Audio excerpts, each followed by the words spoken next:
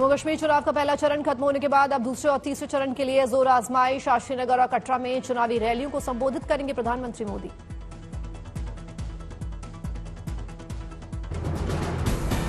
PM Modi के स्वागत में दुल्हन की तरह श्रीनगर की सजावट की गई। श्रीनगर के शेर कश्मीर पार्क में पीएम की जनसभा की तैयारियां पूरी।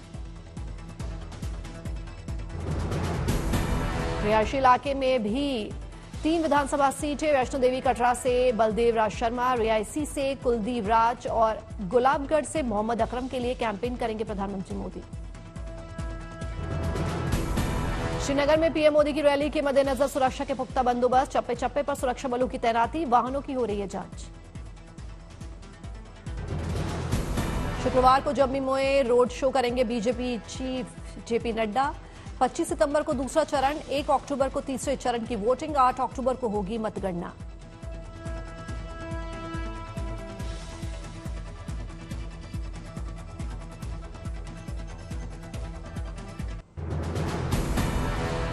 इक्कीस सितंबर से अमेरिका की 3 दिवसीय यात्रा पर जा सकते हैं प्रधानमंत्री नरेंद्र मोदी। चौथे क्वाड समिट और यूएनजीए की मीटिंग से शिरकत करेंगे पीएम मोदी।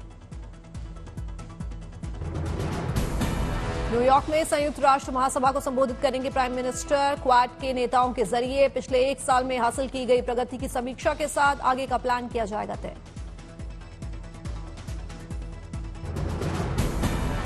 इंडो पैसिफिक क्षेत्र के डेवलपमेंट के लिए अहम साबित होगा क्वाड लीडर्स शिखर सम्मेलन, जहां समिट में सदस्य देश भारत, अमेरिका, जापान और ऑस्ट्रेलिया शामिल।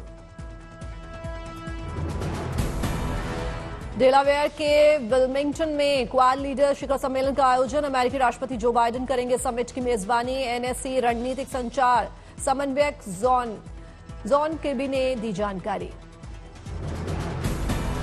क्वाड शिखर सम्मेलन में बड़ी संख्या में वैश्विक नेताओं के भाग लेने की उम्मीद। शिखर सम्मेलन के दौरान पीएम मोदी कई विश्व नेताओं के साथ करेंगे द्विपक्षीय बैठकें, आपसी हितों के मुद्दों पर करेंगे चर्चा।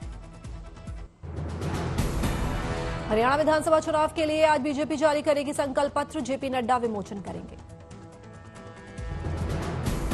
बीजेपी नेता अनुराग ठाकुर ने विनेश फोगाट पर किया कटाक्ष, कहा जब तक वह खेल में थी तब तक एक खिलाड़ी निष्पक्ष रूप से थी। विनेश उसे पार्टी के साथ जुड़ी जिस पार्टी ने कॉमनवेल्थ गेम का घोटाला किया।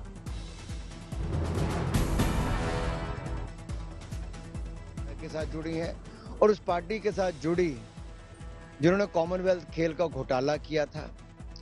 जब तक वो खेल में थी तब तक एक खिलाड़ी निष्पक्ष रूप से थी। अब कांग्रेस प्रत्याशी विनेश फोगाट ने बीजेपी पर साधा निशाना, कहा बीजेपी सरकार ने हमारी पगड़ियों का अपमान किया, लोगों को सिर्फ डंडे और लठ मिले हैं। विनेश फोगाट ने उठाया बेरोजगारी का मुद्दा, कहा 5 साल से युवा बच्चे पर बैठे हैं, कोई नौकरी नहीं मिली, इसके जिम्मेदार हम हैं क्योंकि हमने बीजेपी को चुना। अनसुलझी मांगों को लेकर कोलकाता के नबन्ना भवन पहुंचा जूनियर डॉक्टर्स का दल। मुख्य सचिव के सामने रखी अपनी मांग। 6 घंटे की मैराथन बैठक के बाद भी नहीं निकला समाधान। विरोध कर रहे डॉक्टर्स ने लिखित तौर पर सरकार से मांगा एग्रीमेंट। मौखिक ऑर्डर को लेकर बंगाल सरकार के प्रति डॉक्टर्स में असंतोष की स्थिति बरकरार। मुख्य सचिव से मिलने वाले डॉक्टर्स के दल ने बताई अपनी बेबसी, कहा सहमति असहमति वाले बिंदुओं पर सरकार की तरफ से नहीं मिला कोई डॉक्यूमेंट। मांग पूरी नहीं होने तक जूनियर डॉक्टर्स ने दल ने आंदोलन जारी रखने की कही बात, कहा जल्द हो हमारी मांगों का समाधान।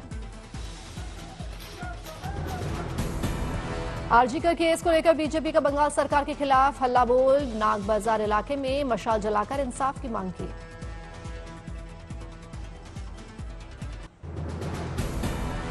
बहराइच में आखिरी बचे भेड़िए को गांव वालों ने दौड़ाया। गांव में भेड़िए ने एक गाय और बकरी को बनाया अपना शिकार। बहराइच में छठे भेड़िए की तलाश तेज, अब तक 5 भेड़िए को वन विभाग ने पकड़ा। राजस्थान के दौसा में 600 फीट गहरे बोरवेल में गिरी 2.5 साल की बच्ची। राहत बचाव टीम ने बच्ची का सफल रेस्क्यू किया। मथुरा में डाउन रूट पर मालगाड़ी के 25 डिब्बे पटरी से उतरे। झांसी से सुंदरगढ़ जा रही थी मालगाड़ी, कई ट्रेनों का रूट प्रभावित। मुजफ्फरपुर में शंटिंग के दौरान एक मालगाड़ी की 4 बोगी पटरी से उतरी। हादसे के बाद मुजफ्फरपुर, समस्तीपुर और डाउन लाइन हुई बाधित, जांच जारी। बिहार के नवादा में दबंगों का तांडव। फायरिंग के बाद दलितों के 80 घर जलाए। प्रशासन बन रहा है मूक दर्शक। पुलिस ने आगजनी कांड में 10 लोगों को किया गिरफ्तार। साथ ही पूछताछ में जिन लोगों का नाम सामने आया उनकी गिरफ्तारी के लिए छापेमारी की जा रही है। कांग्रेस अध्यक्ष मल्लिकार्जुन खड़गे ने सोशल मीडिया पर किया ट्वीट। बिहार के नवादा में महादलित टोला पर दबंगों का आतंक एनडीए की डबल इंजन सरकार के जंगलराज का एक और प्रमाण है। आरजेडी प्रवक्ता मृत्युंजय तिवारी का बयान। कहा, बिहार में दलितों का घर जलाया जा रहा है और सरकार चैन की नींद सो रही है। किया है बिहार में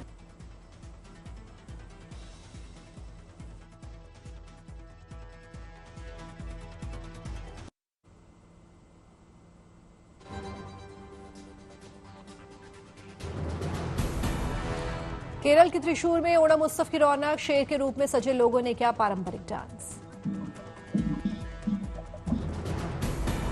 दिल्ली में शहीदों के सम्मान में कार्यक्रम का आयोजन। सीमा सुरक्षा बल संगिनी कल्याण संस्था की तरफ परिवारजनों को किया गया सम्मानित। सम्मान समारोह के दौरान सांस्कृतिक कार्यक्रम ने बांधा सम्मान। नृत्य कलाकारों ने बंगाल और राजस्थान के लोक नृत्य की दी प्रस्तुति। राजस्थान की डिप्टी सीएम दिया कुमारी ने पीडब्ल्यूडी सेवा ऐप किया लॉन्च। अधिकारियों को यातायात प्रबंधन को लेकर दिए दिशा निर्देश।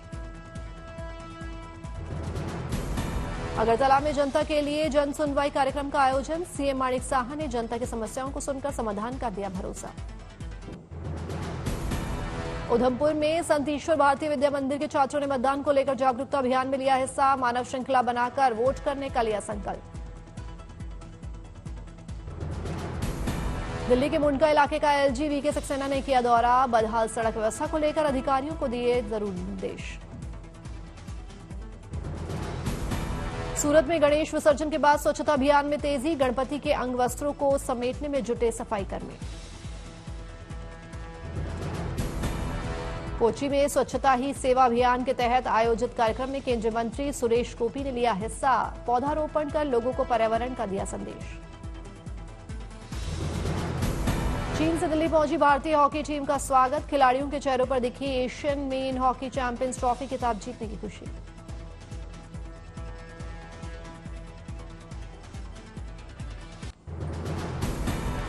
बनासकांठा में भाद्रवी पूर्णिमा पर मां अंबा को चढ़ा स्वर्णदान। एक भक्त ने चढ़ाया सोने का हार, दूसरे ने चढ़ाए सोने के बिस्किट। मिर्जापुर में मां विंध्यवासिनी के भक्तों के लिए आई गुड न्यूज। नवरात्रि में विंध्याचल स्टेशन पर कई ट्रेनों का होगा अस्थायी स्टॉपेज। यमुना प्राधिकरण के 340 आवासीय भूखंडों के लिए 10 अक्टूबर को ड्रा प्रक्रिया होगी आयोजित। 340 लोगों के भाग्य का होगा फैसला। 2 लाख लोगों ने किया है आवेदन। रिटायर्ड हाईकोर्ट जज की निगरानी में आयोजित होगा ये ड्रॉ। असम राइफल्स के डीजी लेफ्टिनेंट जनरल विकास लखेरा ने एनएसए अजीत डोभाल से की मुलाकात। एनएसए को पूर्वोत्तर के हालातों की दी जानकारी। दिल्ली एनसीआर में बारिश से मौसम हुआ खुशनुमा। तापमान में आई गिरावट। इंडिया गेट पर मस्ती करते दिखे लोग। ग्वालियर में तेज बारिश से जल भराव की समस्या। लोगों के घरों में पहुंचा बारिश का पानी।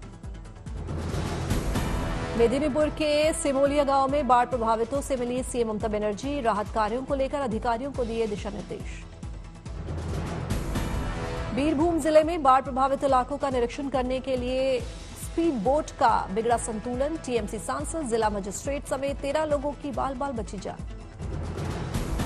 गांव वालों की सूझबूझ से बचाई गई सभी की जान। बिना लाइफ जैकेट के बोट में 13 लोग हुए थे सवार।